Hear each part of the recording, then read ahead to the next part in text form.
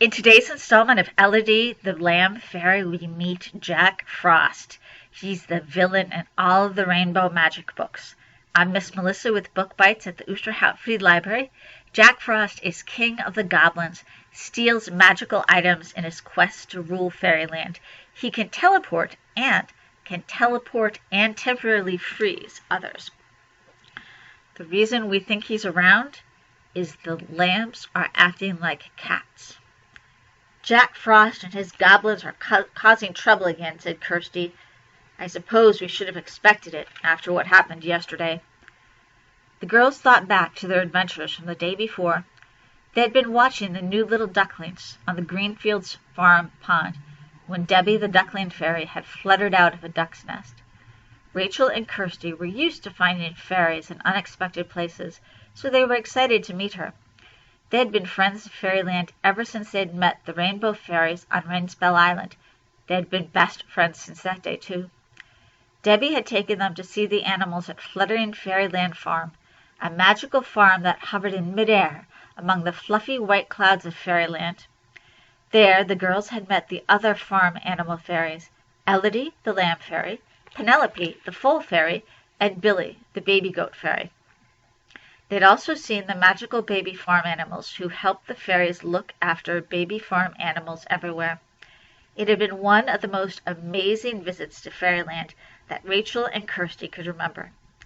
But then Jack Frost had turned up with 3 of his mischievous goblins, and everything had gone terribly wrong.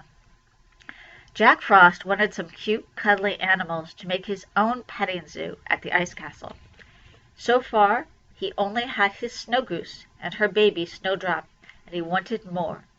So he and his goblins had stolen the fairies' magical farm animals. At once, Debbie had whisked the girls back to Greenfield's farm, where they found that things were already going wrong. The ducklings were acting like puppies, including Splashy, Debbie's magical duckling.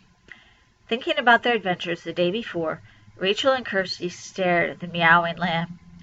Jack Frost is responsible for this, said Kirsty in a worried voice. Do you think all the lambs on the farm are acting like cats? It might be all the lambs in the human world, Rachel replied.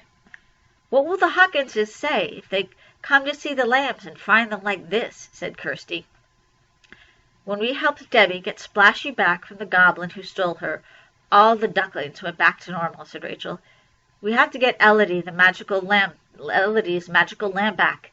Then all the other lambs should be back to themselves again, too. We have to get all the missing magical animals back, said Kirsty. Without them, Greenfield's farm will never be ready for visitors, and the farm babies will stay changed forever.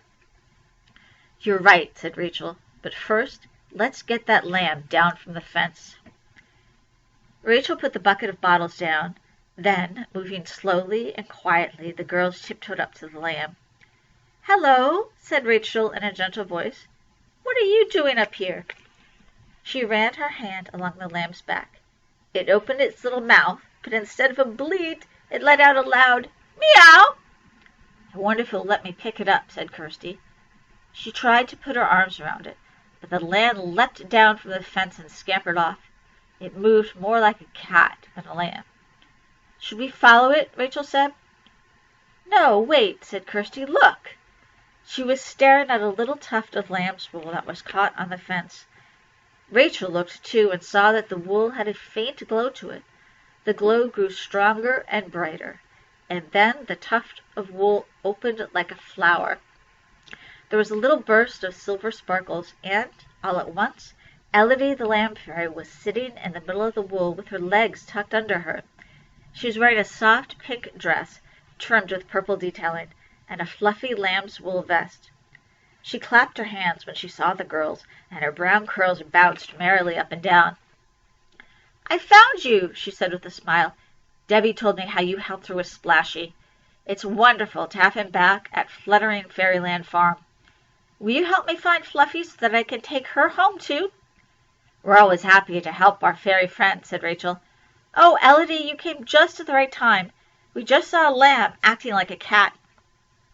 That doesn't sound good, said Elodie. Right now, I don't think any of the lambs in the human world are feeling normal. Where could the goblin be hiding Fluffy?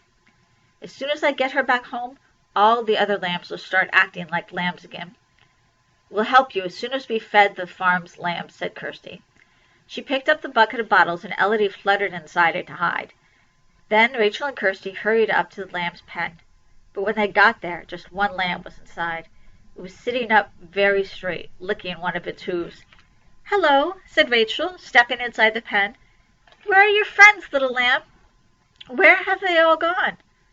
The lamb stood up, stretched, and then rubbed its face against Rachel's legs, just like a cat rubbing its whiskers. It started to purr, and when Kirsty came into the pen, it pressed against her legs too. Then it weaved around both girls in a figure eight, still purring loudly. "You know, goblins don't have a lot of imagination," said Rachel. "The one who took Splashy came here, and I bet the other two came here too." "I've got an idea," said Kirsty. "Elodie, if you turn us into fairies, we could fly over the farm to look for Fluffy and the other lambs. We'll be able to search a lot more quickly that way." Elodie popped out of the bucket and glanced around. There were no other people in sight. She lifted her wand and did a little twirl in midair. Instantly the girls felt themselves whirling around as they shrank to fairy size, and delicate wings unfurled on their back. Doesn't that sound great? I'd love that. We'll find out what happens next on Book Bites from the Oosterhout Free Library.